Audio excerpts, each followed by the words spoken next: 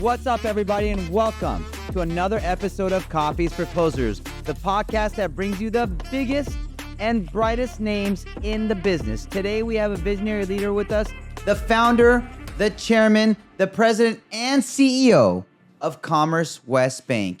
He led a successful IPO and crafted a unique focus on the business community. Recognized as one of Orange County's most influential business leaders ever, and honored as one of Vivid Magazine's top 10 Asian American entrepreneurs, he's also deeply committed to giving back through community and philanthropy.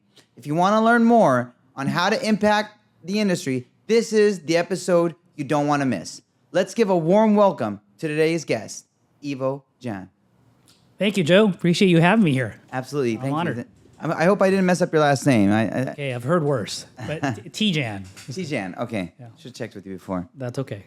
All right, Ivo. I'm really honored you're on today's show. It's a blessing to have someone of your caliber on the show.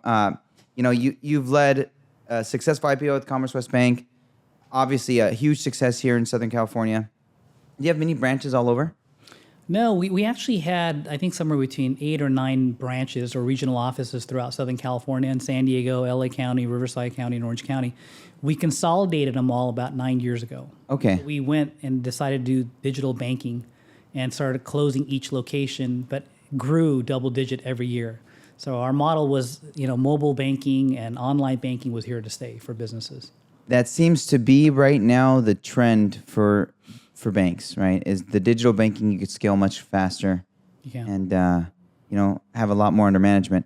Now, you said there's a 1.4 billion in assets, or the valuation? Yeah, in assets. Wow. Yeah. Amazing. Now, Ivo, I like to start the show the same way I start the show with every guest, and that is, what is your morning routine? Oh, that's a good question. My morning routine. I'm pretty simple, right? I get up. I used to drink a lot of coffee, but believe it or not, the last 3 or 4 weeks, I switched to tea. You didn't? What prompted that?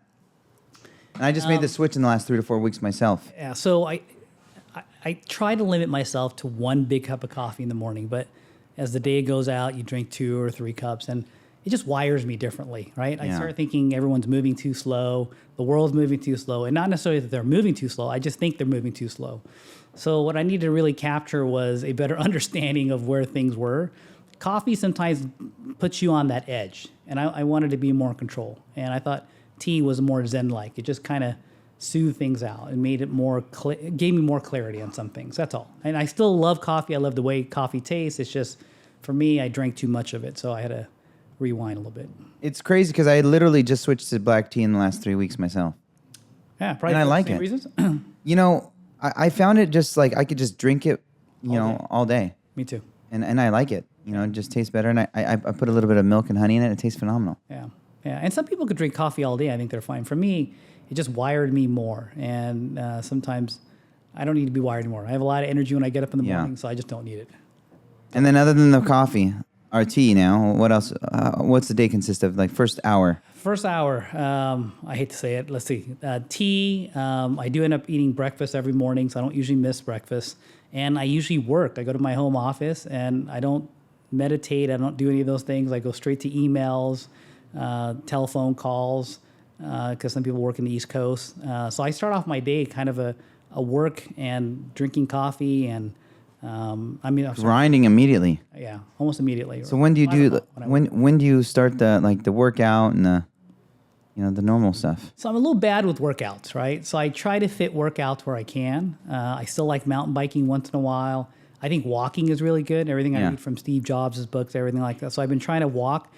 I don't meditate well. So I have a lot of friends that have gone through. I've met the Dalai Lama. I've met them with them as well. They've been to Monk Tempest and all these other things. But for me, there's this one guy in San Francisco that taught me you can do walking meditation.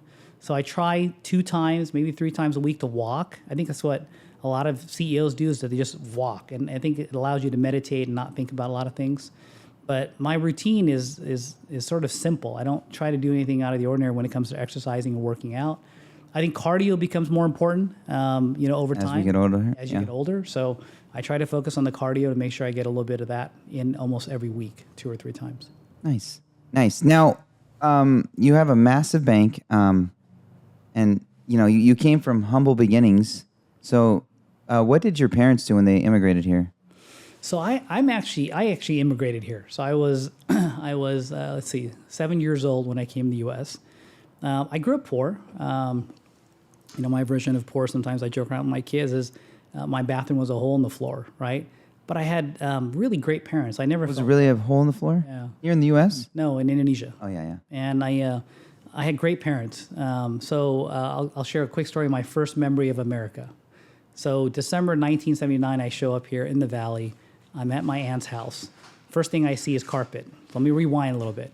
In Indonesia, we used to live in this little place where the water would always flood in. And every time the water would flood in, my mother used to teach me origami. We used to make these paper boats to let the rain subside, and then eventually the rain would go away or the water would go away. So when I came to the U.S., I saw carpet, Joe, and I looked at carpet and I go like, that's really strange, this fuzzy thing. And my aunt walked by the living room. She goes, Ivo, what are you doing? I said, I'm just sitting here. An hour and a half later, she walks back. She goes, what are you doing here? I said, I'm just sitting here. Half an hour later, she comes back. She goes, what are you doing here? Staring at the floor. I told my aunt, I said, I feel really bad for you. She goes, why? There's this fuzzy thing on the floor, and it's about to rain. And when it rains, this water comes in. I don't know how you're going to dry this thing. And she was like, are you serious? Pulled me by my ear, dragged me outside, and made me sit out in front of the driveway.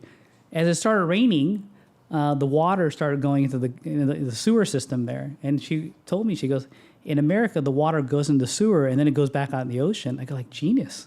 I go like this country's full of geniuses, I'm thinking. So that's actually my first memory of America. Amazing. So what kind of flooring was in Indonesia? Was it like just concrete? Just concrete.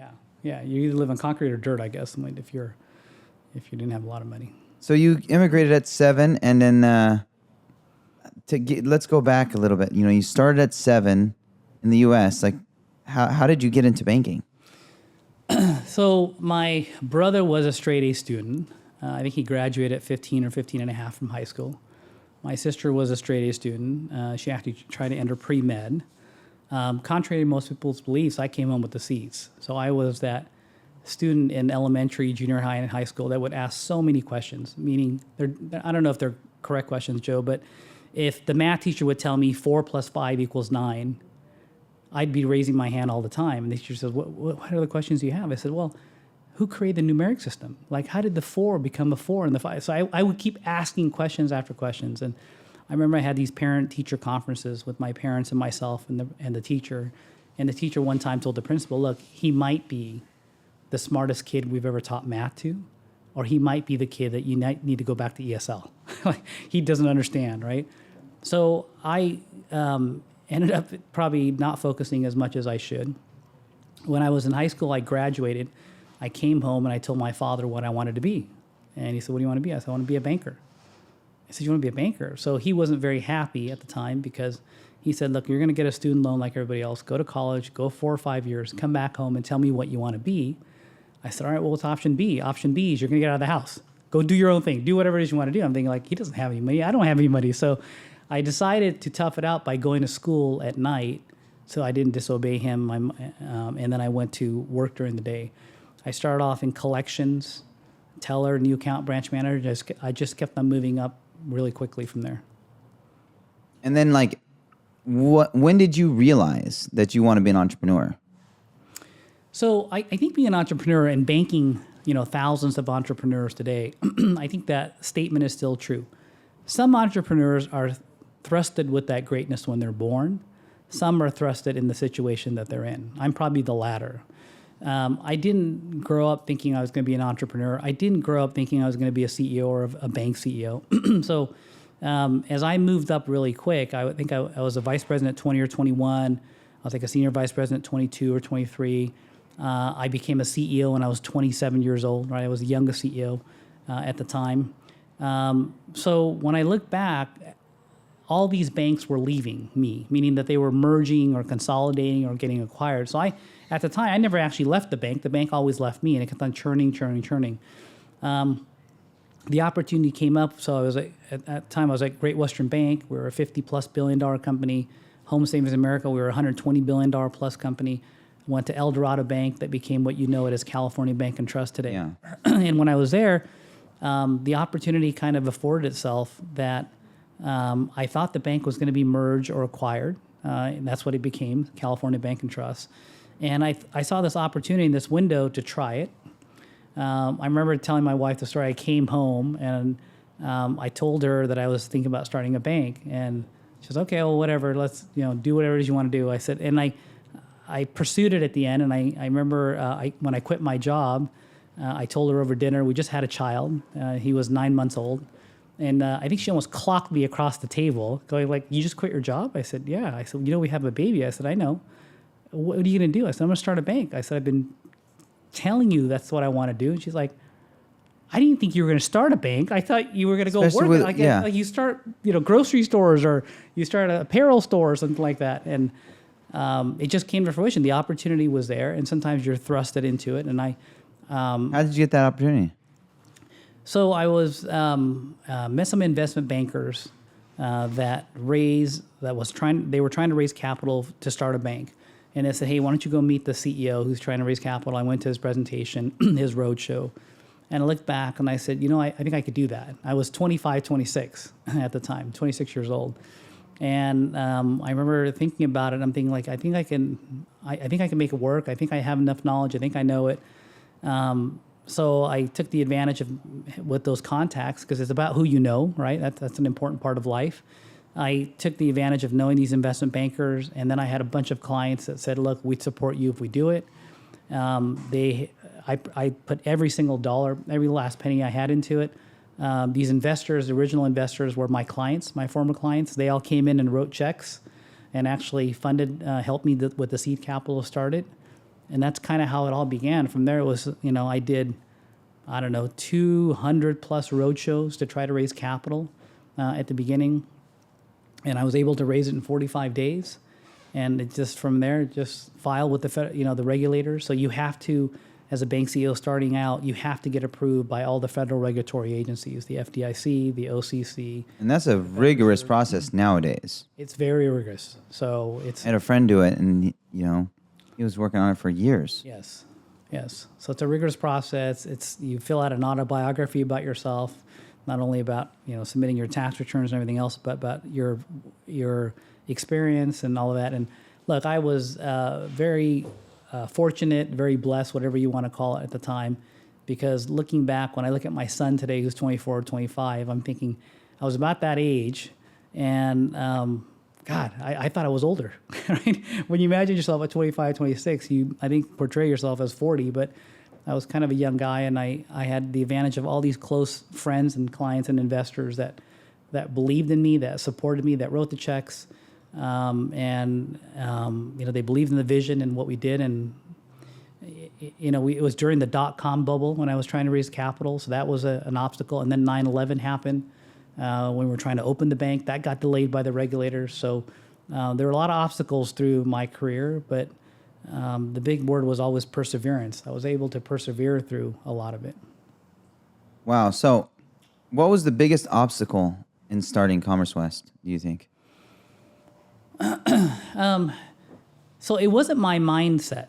So I didn't even have plan B, Joe. I came into it, my wife would say, what's plan B? You're going to go work at Citibank, JP Morgan, B of A? I said, I don't have a plan B. And so I had that entrepreneur mindset where I said it was going to work. And I think that helped a lot. The biggest challenge or obstacle at the time was my age.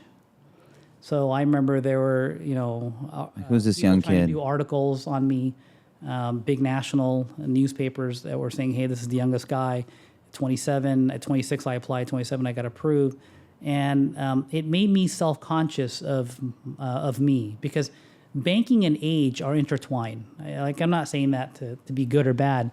It's just, I think when you come in to a meeting and you don't have the gray hair, they counter that with experience, right? And as an Asian, you already look young. I already look young. So I got two disadvantages coming. Yeah. So I think that was So you looked like a little kid going in there. Yeah, when I was doing my roadshow presentation, people would say, "Well, where's the CEO at?" And that's me. I walked into I remember years ago, I walked into one of our largest clients down in San Diego. They wanted to renew their large line of credit. I sat in the lobby. I show up before my team members show up. I was probably 40 minutes early because I was from a different meeting. Sitting in the lobby, the receptionist says, who are you? She goes, oh, I'm with CommerceWest Bank. Why don't you go wait in the boardroom? I was sitting in the reception area. The CEO of this company walks across and says, hey, where are you from? I'm from CommerceWest Bank. He goes, go sit in the boardroom real quick. I said, sure. So I sat in the boardroom. Comes in 5 minutes later. He goes, look, this is a really important renewal for us. We're looking at increasing the line. I said, yeah, that's why I think we're all here. He goes, let me ask you, tell me a little bit about this guy, Ivo. I go, what? Tell me about him. Like, what is he like? What is he dislikes? What is he like to look at the financials? I mean, he's a nice guy. So I start telling him about myself for 20 minutes. Then his team shows up, his 4 or 5, and my 4 or 5 show up, and he comes back in. He goes, all right, great. Which one of you is Ivo? Everyone's like, what? He's right there. I go like, holy crap. He goes, you're Ivo? He goes, yeah. I said, well, you never asked my name. I said, you just kind of assume. So I think the age part was an obstacle throughout my career. But what I didn't realize was I had a good friend one time that told me, look, age should be part of your success. It should be part of your strength. You just seem to be ashamed of it.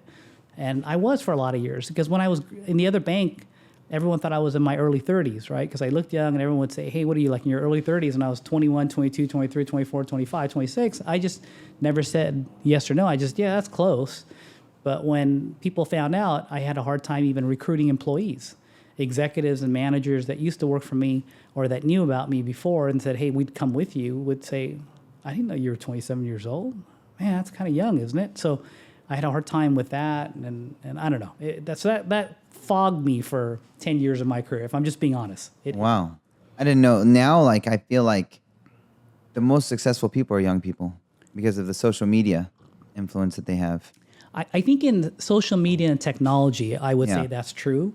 In finance and banking, I'm not sure it's true because I think you still have an expectation when you come in the room.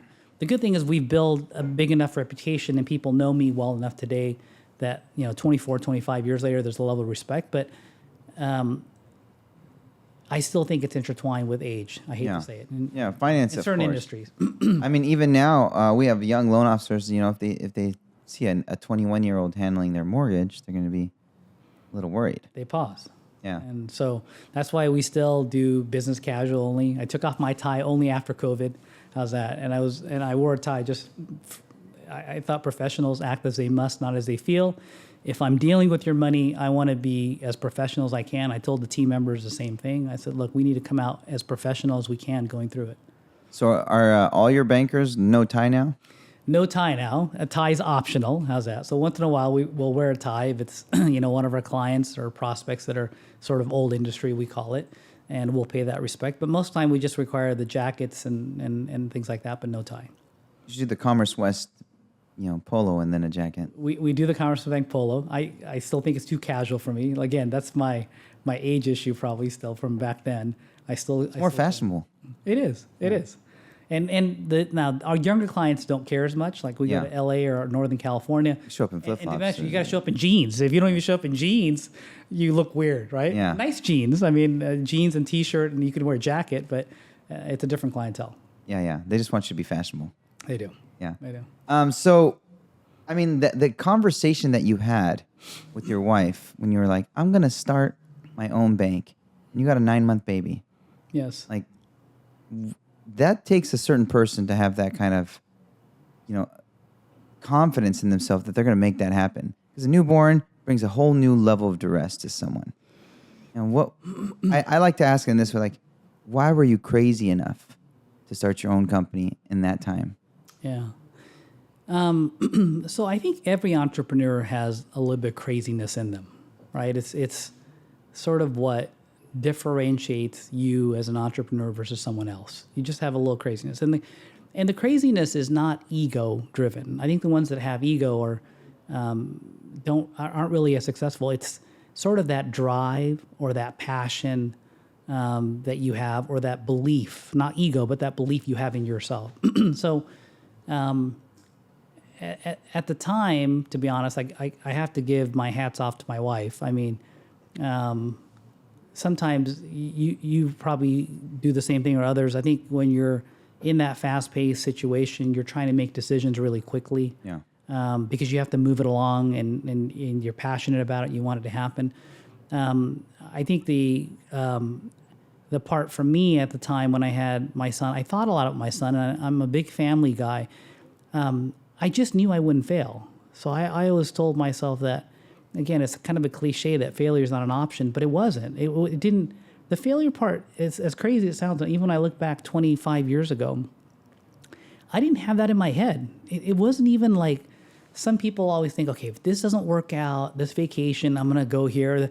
It was, for me, it was always binary. It was like, Joe, what are you talking about? This is how it's going to happen. And you kind of already framed it out or articulate in your mind. I think I told you earlier, Joe, I'm not attached to outcomes. I'm attached to a process, but I was really attached to the process and the goals that I had with it. So I never thought I would fail. I knew it was super difficult. I took a first and second mortgage out on the house, just to be honest. So you went all in. I went 90% LTV, and I took a home equity line that made it to 100%, where I took money out. Then I remember my wife was a little bit more stressed at the time. I took the last $12,000 I had. I gave it to her to remodel the house, take the popcorn off the ceilings. I said, go hire these guys, paint the house, take all the popcorn off the ceiling, put some recessed lighting. It was my last $12,000 all in, because I knew that it would help her sort of, not distract her, but to help her sort of be involved in something. Because I knew there were a lot of hours, days and nights. I mean, there were like 70, 80-hour weeks to try to get that thing up and running. So I don't have a better answer to articulate. All I'm saying is I didn't have the failure part was never, I didn't have the fear of that part. It was more of understanding that it was going to work. I think that mindset sets entrepreneurs much differently than most. That mindset is, you see it in you can do it in sports analogy from the old Joe Montana, I mean, Tom Brady. You can see it in their eyes, right? You see it coming in. You're like, yeah, that's a problem. You know what I mean? And it's not egotistical. Some people think it's ego or pride. It's not. It's sort of the confidence you have in yourself to make something happen. So at the time, the reason I think the bank launched and it has been successful for 24, 25 years is because I never doubted it. And I think sometimes you probably should do that with your kids, right? Just don't have doubt with them and just let them be who they want to be and push them and give them the resource and the guidance that they need. Yeah, that drive, is you're just wired differently, and you had no other option but to win. Yeah, and so there's a good and bad part about the drive. Like we talked about coffee earlier. Yeah. The drive propelled me to allow me to define myself during all the moments that were tough and bad in work and trying to get it done.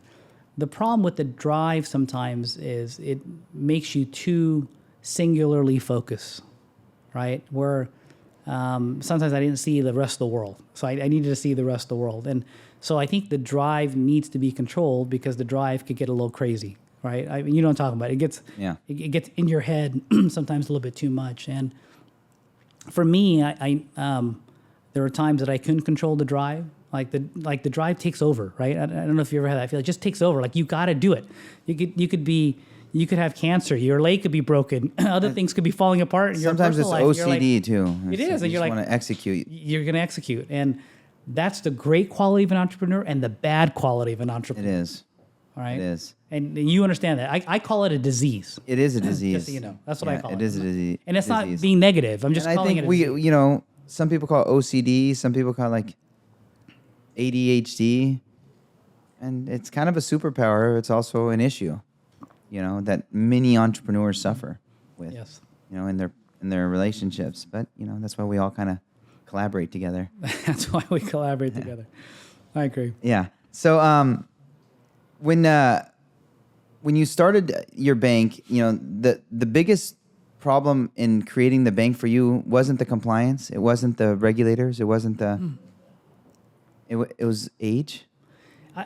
So I think, look, the U.S. banking system today is the most heavily regulated industry in the world. We're so regulated, right? The most heavily regulated. In the mortgage business, we're I think more regulated than you. I'm not even sure. No, it's not. I mean, we can have a mortgage division within the bank, but no, I think the U.S. banking system, by far, is the most heavily regulated industry in the world.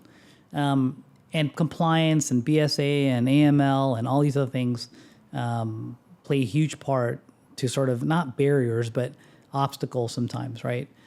But for me, it wasn't that. I think it came down to the age. Look, there were several factors there, besides what I told you earlier. there is a certain truth with age and experience that I think is important, right? And looking back, there was a lot of things I could have done better if I knew what I knew, right? I mean, that's just kind of what goes along with if you're an entrepreneur when you're young. Yeah.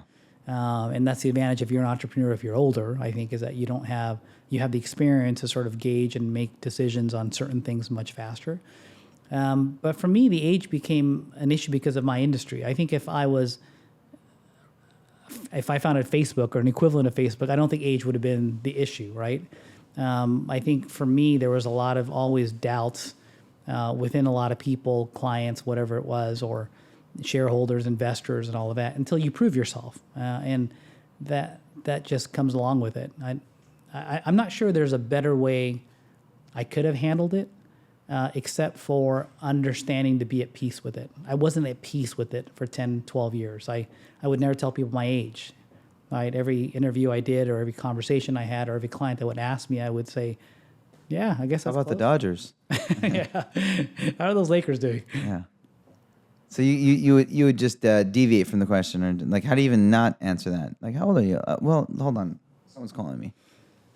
Yeah, I mean, there's always a lot of ways to deflect the question, to talk back about their companies or their financials, or let's talk about personal things or something like that. So you would deflect totally, just ignore the question. And I should have just answered it. I guess looking back, to get approved as a CEO of a bank, to accomplish what we've accomplished, I should have probably just said, okay, look, I think some of these things are self-inflicted, but self-inflicted wounds are bad because they have a way to mentally play around with you. So I think for everybody out there, I think the key is, look, you don't need to doubt yourself. I think the question is, there's a lot of people that are doubting you already. You don't need to doubt yourself about that. And I'm not saying that experience. I think experience is super important. First of all, it's not what I'm saying. I'm just saying the reason I got to where I did at that early age was I absorbed everything. So knowledge was a big thing for me. And whether there were good managers that I report to or bad managers, I always said I'm going to learn something. And I did. Even with the bad ones, I learned, and not only what not to do, but what to do. Sometimes they would come out with things that I thought were pretty smart. So I just absorbed knowledge like a sponge throughout that process, and that helped me a lot. Now, we probably have people listening right now who are looking at probably starting a bank. Is there any advice that you would give someone right now in this environment, this current economic environment, this current environment with hyper regulation, excessive compliance? What advice would you give to someone who's looking at starting a bank right now? So I think the downfall of the banking industry for smaller and regional banks is trying to be all things to all people. So if you take a bank today, whether they're large or small, they all act like supermarkets. So what I'm trying to say is they sell a little bit of everything. So a bank today will be like retail, consumer, mortgage, insurance, SBA, small business lending, and then middle market, whatever it is. I think you need to stick to your core competency, what really is important. So define what your business model is if you're going to start a bank. You can't compete against B of A, JP Morgan, Wells, because they're big enough they can be in all those lines of businesses. But I think for every other bank outside of maybe the top 10 or 15 largest ones, the Truist, the PNC, you've got to get to the point where you're focusing on your core competency. And that's probably true for a lot of businesses, not just banking. Yeah. The problem with us is we try to be all things to all people versus being all things to some people. So the focus has to be more narrow today for a bank and a company. We tell our clients that all the time, is that one of the failures is that you spread yourself too wide, right? If you're selling T-shirts, we don't understand why you're selling shoes. We don't understand why you're selling hair products. We don't understand why you're selling suits. We just thought we were adding more revenue. Yeah. No, you're not adding more revenue. No. You're actually just losing focus, and you're not dominating your field. But most banks, when they try to open, do a little bit of everything. Let me do some free checking accounts. Let me do some home equity lines. Let me do some home loans. Let me sell some insurance. Yeah. Let me sell some. So they're just never a master of anything. Yes. They're just a jack of all trades, and yes. So narrow in your expertise and your core competency. Yeah. Just what you're good at. Get in that business line and don't worry about everything else. Because if you get to the size of JP Morgan, then you spread. You spread your wings and you don't need to wait till that big. You don't need it. No, you don't. But that's why I said, and that's true for most businesses, I think. So you guys aren't doing mortgages now? You guys just do SBA financing? So all we do is we focus on companies typically with revenues between $1 million to $100 million in revenue. They're typically privately owned. They're traditional, I call them non-sexy businesses, manufacturers, wholesalers, distributors, service companies, professionals. We don't do a lot of retail. We don't do a lot of restaurants and all that, but we do bank a lot of franchisors or franchisees, people that own Wingstops or Dunkin' Donuts or Jiffy Lubes and things of that nature. But our business is really non-cash, so we don't do retail apparel, restaurants, bars, none of that. The business focuses on what we call C&I loans, which are asset-based lines of credits, term loans, acquisition loans, long-term, short-term working capital, and SBA. And the other half, we focus on commercial real estate. That's it. So for us, we bank the businesses, owners, and key executives. So we treat the owners and key executives like they're in the private bank of a B of A or Wells or JP Morgan. And then we treat the businesses like they're a company that's doing $1 billion in revenue because they're in corporate banking where you have to do $1 billion. So we give you the ability that every loan in our system, this is the difference between your business and mine right now, why we stuck to our core competency. We're probably the only bank or one of the few banks in the country that does it. We customize and tailor-make every loan. Now think about that, Joe. So every loan is tailor-made like a suit, and I give it to you and I deliver it to you, and you're like, what? Well, we say that in mortgage, like, oh, we're going to tailor a loan, but that's really like, oh, we're going to find a loan for a 580 FICO on an FHA. And we don't do any of that. We don't do FICO driven. We don't have matrices. We don't have boxes. That's how rare our system is. So when we take a business, our philosophy was to say, look, if we're going to take a business, we're going to basically tailor it to them, because every privately held company usually acts differently. If a business owner believes in more inventory, they'll hold more inventory. If one believes in less inventory, but the financials, the balance sheets, and the ratios come out weird. So what we do is we customize and truly tailor make a product for you on the loan side, and we'll do it for the deposit side. We had a client that one time years ago wanted 9 tiers on their money market account. I go, why 9? 9's my lucky number, Ivo. Okay. So we came back with a 9-tier money market account. So what do you have to do to get to the 9th tier? We just created 9 tiers, and we named it ABC Company or Joe's account. We said, look, it's in the system, and you can name it whatever you want. And like, in 40 years, I've never had anyone create my own money market account. I said, yeah, we just created on the system. You wanted 9 tiers. So we created a 9-tier with 9 different APRs, 9 different APYs. That's what's unusual about CommerceWest Bank is we tailor make those loans. That's why it's hard for our clients to get that somewhere else, and it's hard for our clients to leave, because I give you a tailor-made suit. You tell me you don't want one. It doesn't exist out there, but I give you one. Now, you'll notice that the material's better. It's not as baggy. It fits better. But here's the difference. I charge the same as Macy's would off the rack.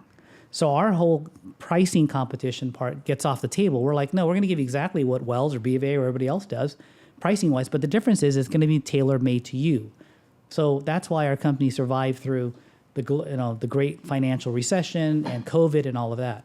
So why would, for those listening, why would someone choose a JP Morgan? I mean, why would someone choose a CommerceWest Bank over a JP Morgan or Wells Fargo for the businesses listening right now? I think you just don't know better, because every other bank has what you do in the mortgage. I used to do mortgage a long time ago. Everyone thinks they should go to a bank. Right? It's off the shelf. Like you said, you find the product that fits in that FICO score and that LTV and that debt service coverage or the cash flow. By the way, this is a plug for CommerceWest. Guys, if you're not banking with a business bank right now, you need to be banking with a business bank. Yeah, and that's what we do differently. Our approach was to say it's not about the volume, it's about the quality. So instead of trying to drive 10,000 free checking accounts and all of this stuff, focus on the quality side. And we think that the most underserved community, and I'll say this out, the most underserved community is the business community, in my opinion. Yeah. It's not retail. If you need a mortgage loan or a consumer loan or a free checking account or ATMs, you'll get all of those products, right? I think that for a business owner, though, I think when you need lines of credits or you want to do an acquisition or you need working capital, you want to expand, that's where I think the communities usually need the most, is they need a banker that actually helps. That's why our core competency was really focused on that group. That's part of the success that we've had, is we've stuck to our core competency for 24 years. We bank the businesses, owners, and key executives in those non-sexy businesses. So we don't do venture capital. We don't bank fintech companies, technology companies, that are no revenue or pre-revenue. It's just not our core. That was SVB. Yes. And now they're not around. They're not around. So, they're a great bank. They were in a very high risk industry. That's I don't even know what's the regulation like for those businesses now after the SVB crash? Well, I think the side effect of that is the regulation on banks. Yeah, It all always banks, is. huh? Yeah. So I think with the failure of Silicon Valley and then First Republic, I think that basically heightened the alert for all the regulators with all the banks. So that's just the way it always works, though. So I think I'm hoping that it doesn't result into new laws and regulations that prevents businesses and homeowners and everything else, just regular retail clients from getting more of their business. I mean, more price conscious business, because I think a lot of banks are considering, you've heard lately about charging more, getting away from free checking accounts and all that because the compliance costs that it takes. Yeah. You guys are probably seeing it on the Yeah, we are. Now, are you implementing like AI in your business now, or how's AI going to impact your business? So I believe Or banking? How's AI going to impact banking in general? AI will have a huge impact, I believe, in banking, as it will with our clients and all those businesses. First of all, just reviewing AI recently, it looks like I think AI is going to be a faster adoption, faster acceleration than the internet or the iPhone. Yeah. It's already happening. It's already being implemented. If you've probably have tried it, the professional version of ChatGPT or Claude or We're using Gemini. it. I mean, we're using like 6 different AI platforms right now. I think it will change the way underwriting happens, analysis happens, administrative things happen, research happens. It will have a huge effect. And I think the next 3 to 5 years, you'll see that continue on and on. I think it'll have a huge effect. And my worry, I guess, would be sort of on the normal working population, right? I think it moves so fast that you've got to start re-educating the population to do other things. So it's almost like that book, if you ever read Henry Ford's book, it was interesting. He went down to Horseshoe Convention in New York in the early 1900s. He stood up, he brought the first Model T, and he talked about it. And they booed him and threw tomatoes at him. And as he's walking out, this crowd came like, you're a job killer. You're trying to kill America. And he turned around in his book. He told all these people, he goes, I came here to maybe tell you guys not to do any more horseshoes, but to build tires. Because I think you need tires. You don't need horseshoes. And I think they lost that somehow in the meeting. So I believe AI will also define society over the next 10, 15 years, because I believe that the technology is accelerating so quickly. You would be surprised today that it could do board presentations, it can do PowerPoints, yeah. It can do research that would have taken you 5 or 10 people over a week. It does in minutes, right? Seconds. And you're looking at it like, how did you do that? And it writes it as you. Which makes the education system kind of probably perplexed, going, I mean, this is something that, now you can have it and you can proofread it yourself and make some edits, I guess, if you want it. But that's all you got to do to write a paper now. It is. And I think if you think about like even administrative assistant positions, how it's changed with apps, right? It used to be that sometimes you would try to, have them book your flight. Now it's sometimes easier to book your own flight and be able to change your seats, right? In the middle of it, or if you want to fly out earlier or later. So it's just little things like that. It's faster to do it yourself than having an assistant do it through. It is, but I think AI will be so much faster than even that. Hopefully it books your seats for you. Yeah, hopefully it books your seats, tells you where you want to sit, yeah, and all of that. But I think it will change the banking industry a lot. And it'll begin on the consumer retail side, and even on the mortgage side, we're seeing it. The commercial business banking side, I think, will take longer, because in the commercial banking side, there's a lot more tailored. Art and science, right? It's art and science, where it's not as you put everyone necessarily cookie cutter. You can do it a little bit differently. Now, we were talking about this earlier. You have 4 kids, awesome wife, and you don't really need to grind this hard anymore. Yet you wake up every morning, 5 a.m., and just start grinding immediately as soon as you roll out of bed. Yeah. After all your success, how do you continue to find your motivation? Oh, it's a great question. I don't know if I can even answer that. How's that? If I'm being honest, it's a drive that I have that I sometimes need to control. Because I can obliterate the rest of the world and just focus on that work. How's that? So, you're wired that way. I think so. I think there's a time and place where I have to stop. Now, I used to think it would go on forever, but I think there's a time and place we got to stop. So what I mean by is this. When do you think that's going to be? So seeing thousands and thousands and thousands and thousands for over 30 years of business entrepreneurs, from guys and gals that are billionaires, multi-billionaires, to 100 million, to 10 million, to 500 million, whatever it is. the same kind of experience resonated with me, that there's a point in time in your life where you are post-peak. Let me explain post-peak.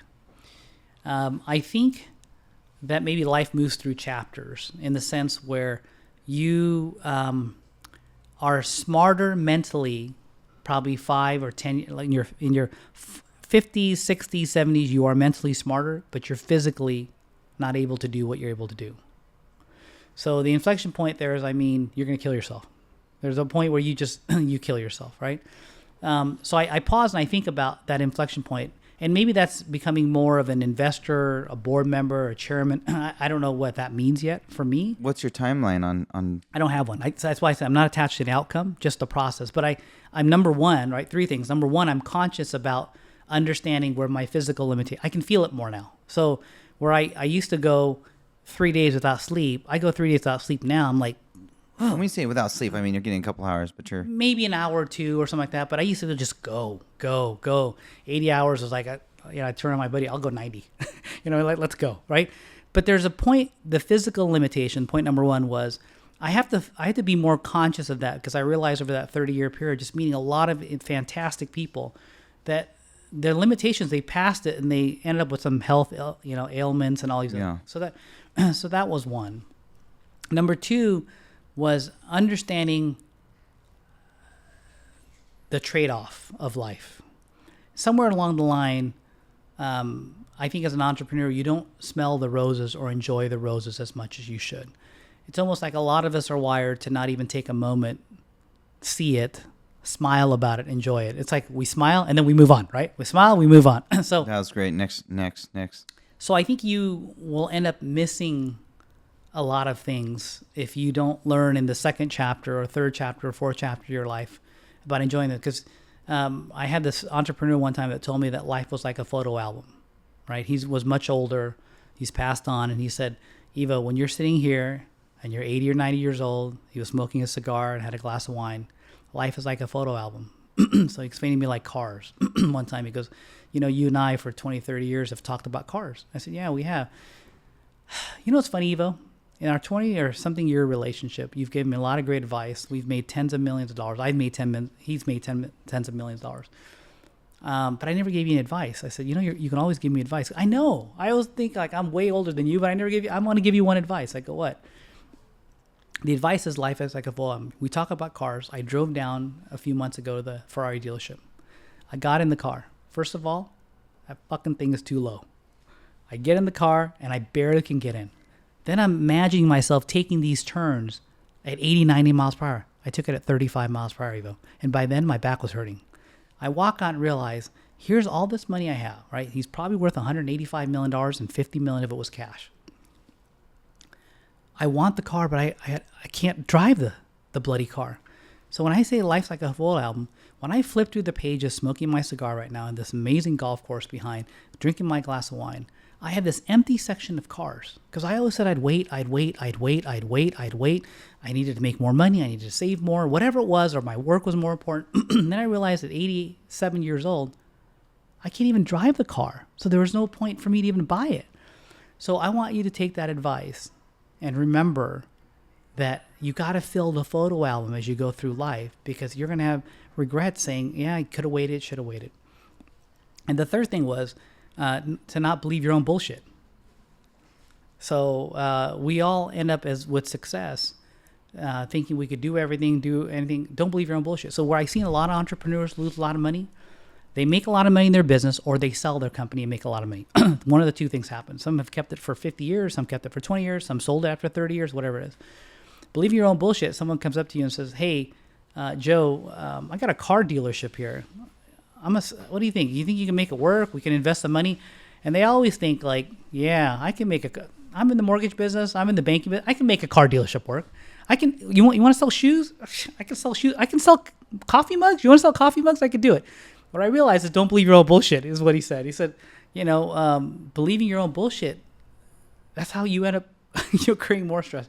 So or that's how also you end up broke with some ludicrous ideas that you sold yourself on. I've seen a lot of people, what they don't realize, again, being a banker, having this observation is they make a lot of money, they sold their business, make a lot of money, and they always end up going outside of their core. So when you're in the banking business, in the mortgage business, whatever business you're in, all of a sudden you sell TVs. I go, what do you know about selling TVs? Ivo, it's the same thing. But you sold T-shirts, like you're in the Like it's sales. And I've seen so many people go bankrupt. And look, lightning doesn't strike twice, Joe. For every entrepreneur out there that's listening, you got to understand. When I mean lightning doesn't strike twice, when I said don't believe your own bullshit, when you get in their business, I've seen so many people go from their big net worth to almost zero, or they have $1 million left in the bank and they're not living the same lifestyle. And it's sad when I see it. But that's because they get out of that business. And two, the other advice is this. Some people told me, well, I'm in this business of selling coffee mugs. I sold a company, made a lot. 5 years later, I'm going to go back to selling coffee mugs. Lightning doesn't strike twice either. What you had at that time was about timing, not luck. So when you have the coffee business, the coffee mug business again, it doesn't mean you're going to create the same level of success. So you got to think and pause about that once in a while. That's a good way to put it. Like we're in a fortunate position with our company. Like, you really can't recreate another company like this. So you got to cherish it. Yeah. So because the model itself, people have tried. That's why we're acquiring so many small mortgage brokerages. It's like they all come in thinking they're going to be e-mortgage until, all their talent moves over here. Then they go, I should have just joined e-mortgage. Yep. So like I just timed it right. I started 8 years ago and 10 years ago. The timing was right. We invested heavily and we rode a couple COVID booms and we rode a COVID boom and a couple refi booms and here we are. Those booms won't come. It doesn't matter what hedge fund comes in and invests in you. Yes. It's like the infrastructure, the timing, the idea, even like, and this relates to social media, like to go viral right now is much harder than going viral 6 months ago because the algorithm just keeps getting better. And then if we would have started on social media 7 years ago, we'd all be superstars. We'd be Logan Paul. Yep. But we didn't know. I know. We didn't know. The only person that get famous right now on social media instantly is Donald Trump.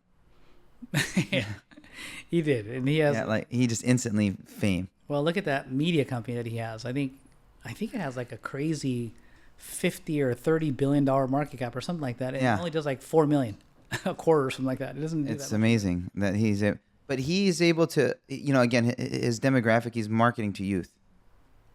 Yeah. He's marketing to kids. Yeah. And they move the needle much quicker. Yeah. They don't need to make, he's been able to attract big influencers. That's who he's working with 17, 18-year-olds. Yeah.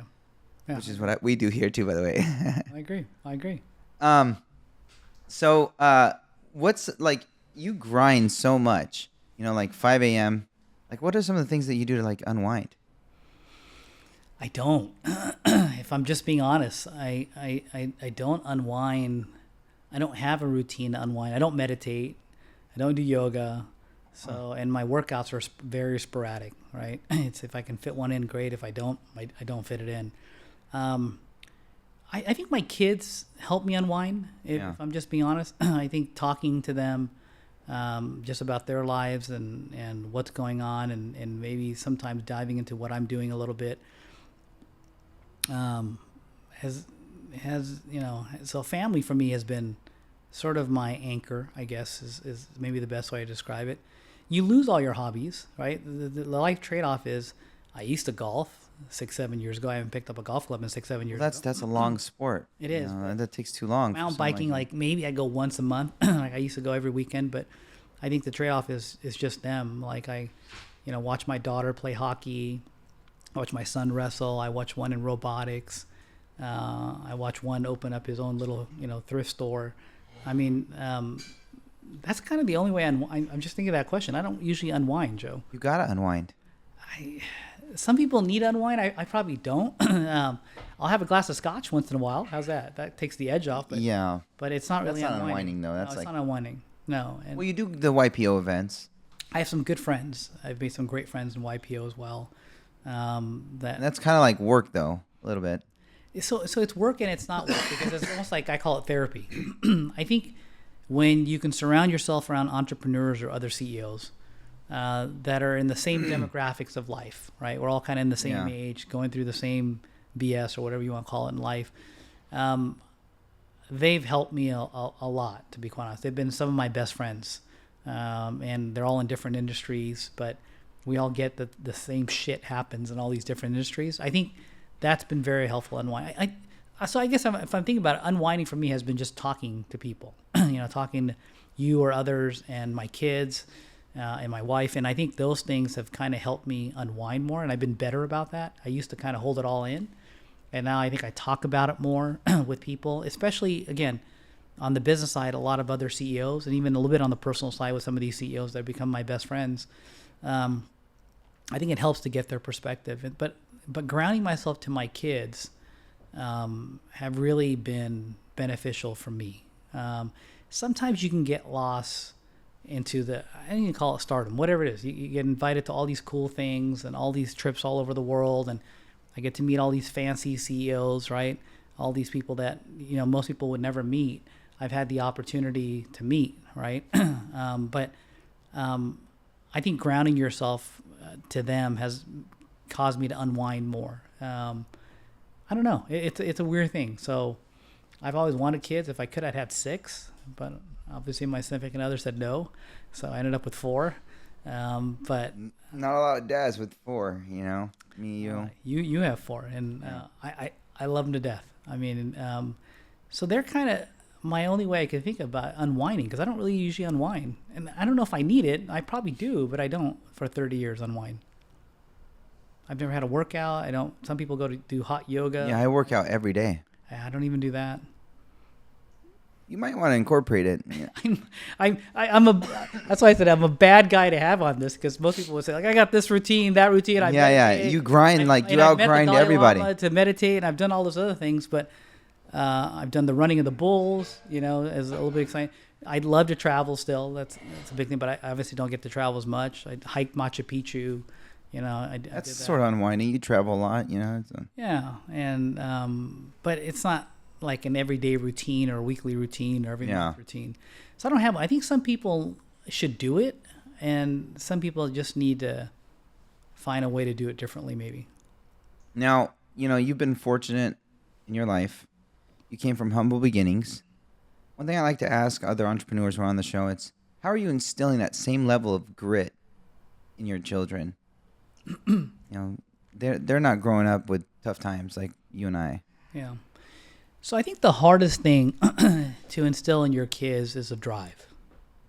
Having the good fortune, again, of being a banker for 30 years, seeing tens of thousands of different companies and entrepreneurs, I think what I noticed with a lot of them is they had a hard time with their kids giving them the drive. They were well educated. Some, went to all the fancy schools, and they gave them all the proper upbringing, but it was the drive. So what I wanted to teach my kids was the drive. So I'll give you this one story about one of my sons. I won't even name who it is. So here's my son, right? So I have these 5 golden rules in life that they grew up with, right? And my son, I'm trying to teach how to drive. Now, my son didn't want to drive. He said, "Dad, I don't want to drive. I'll just Uber." I go, "No, you're not Ubering. You're going to have to drive." So one day I wake him up. I said, I'm taking you to school. You're going to drive me to school, and I'll just go to work from there. As I'm driving him, as he's driving to school, he's complaining about not wanting to drive. Because some kids, for some reason in this generation, they don't want to drive, and some do, which is really weird. I wanted to drive when I was 16. Yeah. So we're driving down the street. He's complaining. He passes a red light.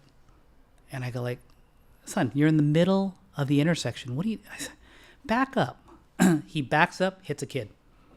Oh my God. Holy crap, he hits a kid on a skateboard. And I go like, a dad pulls up in his truck, says, "Hey, you almost effing killed that kid." I go, "I didn't almost kill that kid. Why are you yelling at me?" Moms will pull up, "You almost killed that kid." I was like, "Why is everybody yelling at me? I didn't almost kill the kid. He almost killed the kid."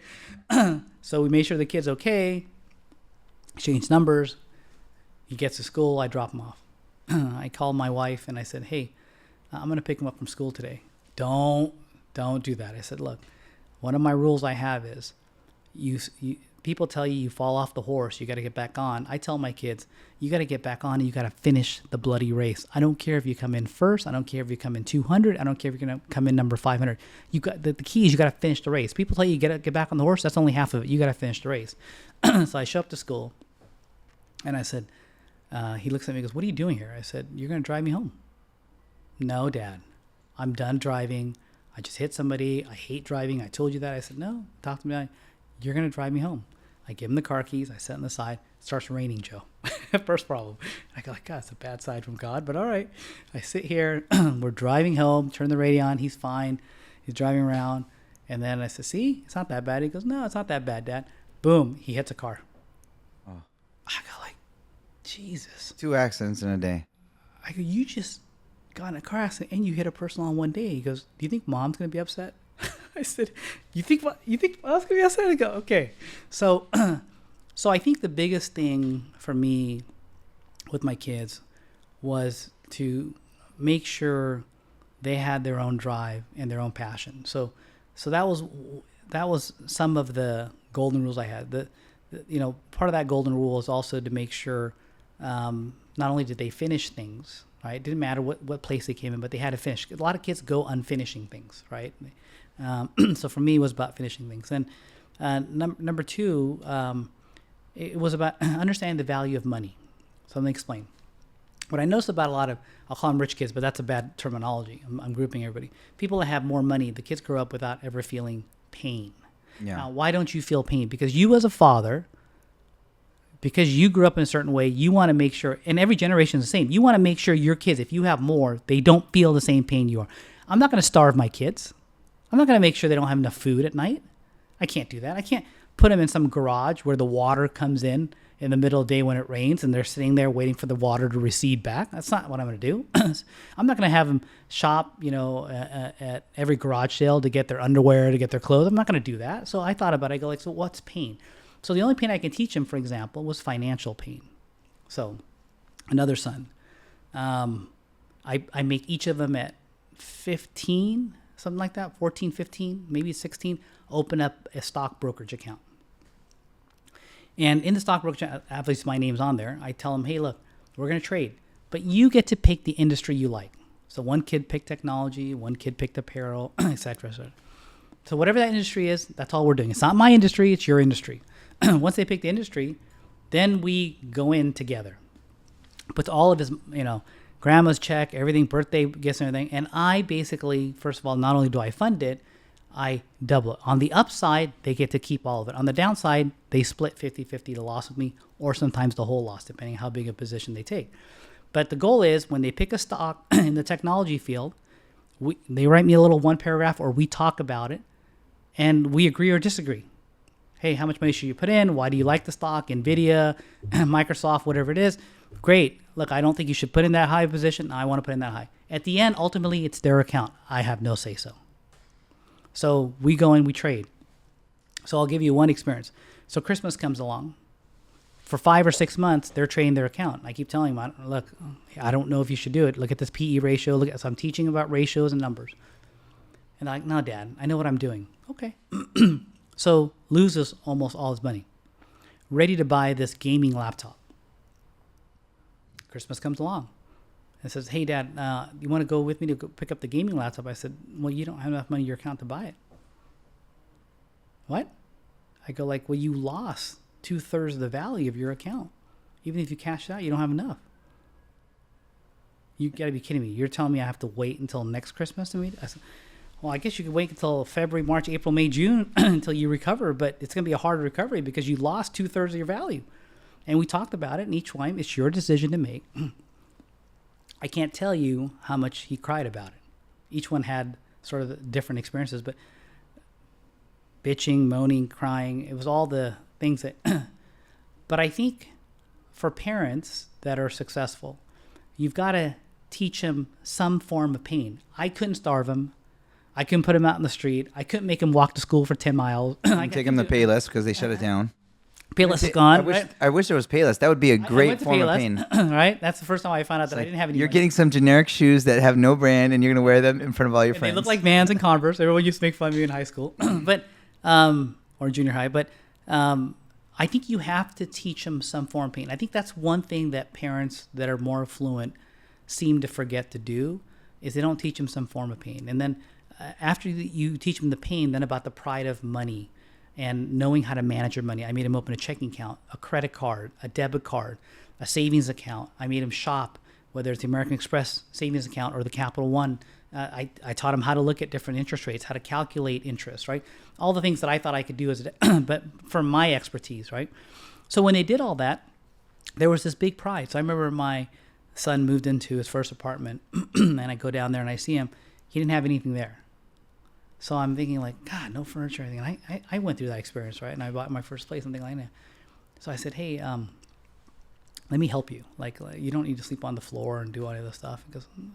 He looked at me and says, Dad, you've done enough. Like, what? You've done enough. You don't need to do anything. I'll do it on my own. I'll pay my own gas bill, my own water bill. I'll get furniture. I go, hey, stop. He goes like, Dad, you've done enough for me in my life. Like, just let me do it from here on out. You paid for my school. You did all that. So I paused and I thought about that. I was really proud, right? I mean, how many kids do you know in that situation, right? When we all have money, that they don't take pride in their own things. And I have, when I give my kids money, it's funny. They don't like it. They give it back to me. They're like, that's not the way you raised us. So I think that drive, the pain of whatever, I did financial pain because it's the only thing I understood, right? Yeah. I couldn't do the other things I didn't understand enough, but that financial pain each time sort of gave him resolute. So I don't know. That's a good way to put it.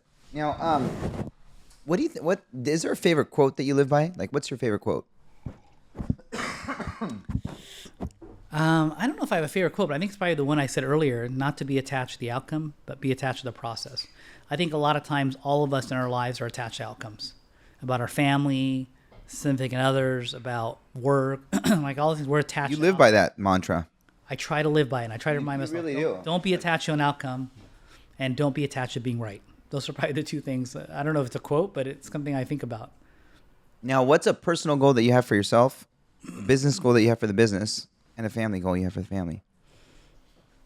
I think a personal goal for myself is probably just to have more experiences of different cultures, different countries. I think when I go to different places, it humbles me a little bit more to see what people have, people don't have. It makes me appreciate things, from seeing Cuba, to places in South America, to places Indonesia, right? So I think for me and my personal goal is just to continue on that journey to see different cultures. I'm a foodie, so I don't exercise, but I do like to eat. So I love experiencing different foods and cultures. So that's one.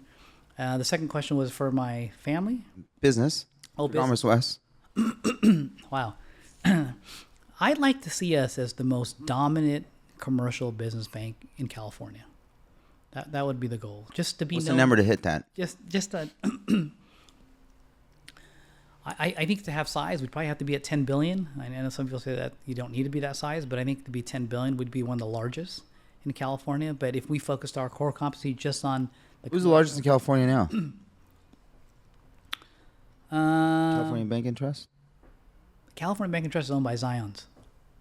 So it depends on your question of the largest bank headquartered maybe in Orange County, but that's skewed too because Wells is headquartered here. Oh yeah. So commercial bank, I mean.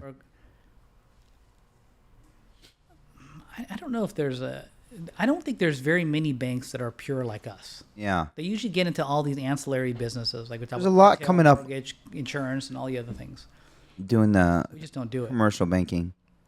I don't think there's anyone, at 10 billion that's purely a commercial bank. But I'd like us to be dominant. Just continue to bank small and middle market businesses, like we talked about earlier. And then what about a family goal for the family? God, I'm a big family guy. I would tell you that I think it's just to continue to have shared experiences, to continue to be close as a group, to be able to enjoy each other, laugh. I probably shouldn't say about grandkids. My kids would kill me. They're too young, but they're up there. I mean, it's almost time, and you're gonna be a grandparent. You're not even 50 yet. Yeah, I'm not looking forward to them having grandkids tomorrow. Don't get me wrong, but I think keeping that legacy or that family unity together, and seeing them for the holidays and continue to travel together and experience things together. I think. Do you still travel with them even though they're not in the house? Yeah, I still do. Where are they at? One's out of the house. One's about to move out of the house. One's in college, and one is still in high school, senior in high school. You're on the other side of it, as a parent. I was young when I had kids. I think my first kid I had when I was 25. Wow. I was young. Yeah, I was 31.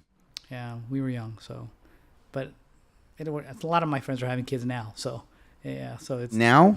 Some of them are. Yeah. In their 50s, 40s. 50s and late 40s. They really milked it. They did. They milked their single years. Yeah, but it's not the mileage of the cars. Where the car has been is most important. Yeah, that's right. So I think. I'd like to close out with the same question with every guest.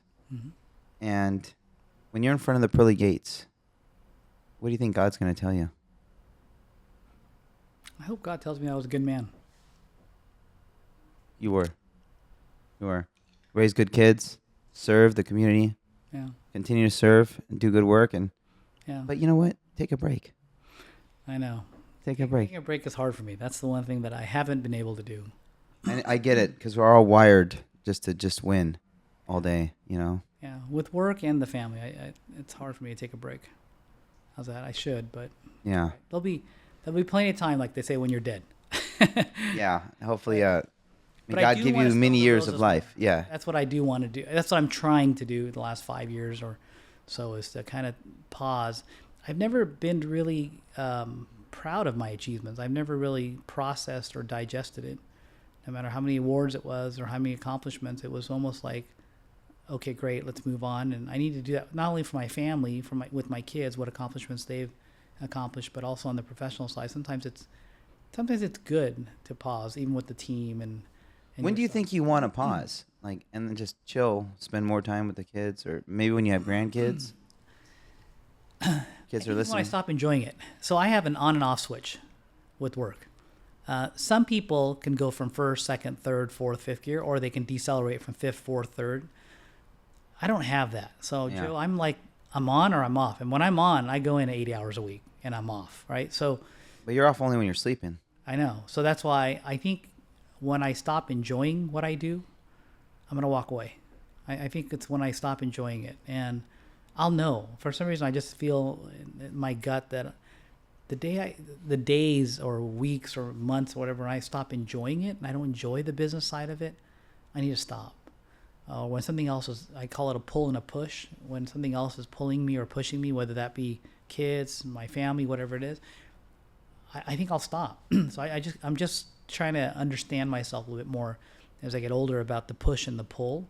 And I'm waiting for that push and the pull. But when I don't enjoy it, I'm probably going to stop. So I don't know what that means. I don't have a defined, not attached to the outcome. I don't know if that means it's 5 years from now, 10 years from now, 20 years from now. But I have this gut that I'll know, because I don't decelerate. I don't go from fifth gear to fourth gear and stay in fourth. I just go on or off.